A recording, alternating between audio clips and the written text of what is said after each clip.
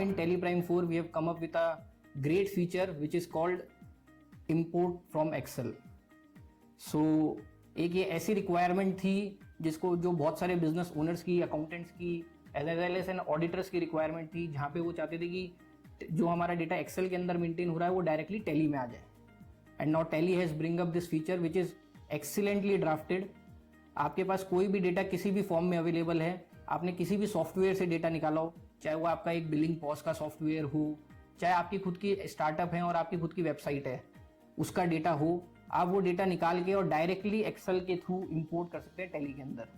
You are not required to maintain और do the entries manually. You can just get the data out and put it into Tally in the specified format of Tally. जो आपकी खुद की Excel sheet है, आप उसकी one time mapping कर सकते हैं और उसके बाद वो हर महीने, हर मंथ जो आपकी एक्सेल इंपोर्ट होगी, आप डायरेक्टली उसको टैली के अंदर इनपुट दे सकते हैं. This import Excel can even be useful for accountants or even as an auditor, how it can be used by us.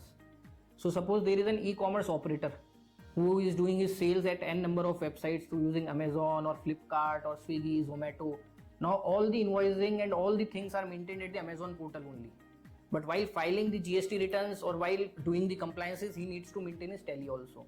तो आज तक क्या हो रहा था कि आदमी एक्सेल से डेटा निकालता था अमेजोन का, और फिर उसकी 1 by 1 टैली के अंदर एंट्रीज पोस्ट करता था, which takes lot of time.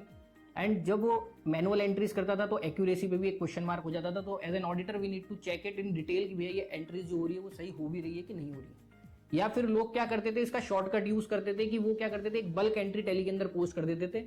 तो एज एन ऑडिटर जब हमें ऑडिट करनी पड़ती थी तो we use to again go back to the Excel and do the auditing from there only.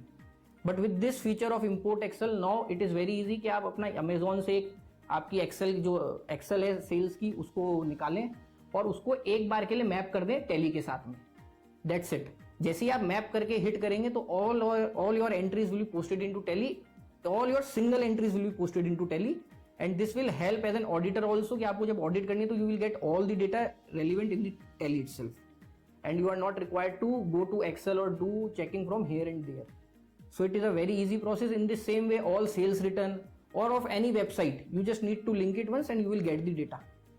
And the good point is, as soon as these entries are done, you will be able to see the details of it in the dashboard form, कि where the dashboards have been placed. तो आप अपना analytical view भी उस dashboard के through देख सकते हैं. तो as an auditor, you get very ease that all the entries which is required in the Excel gets there.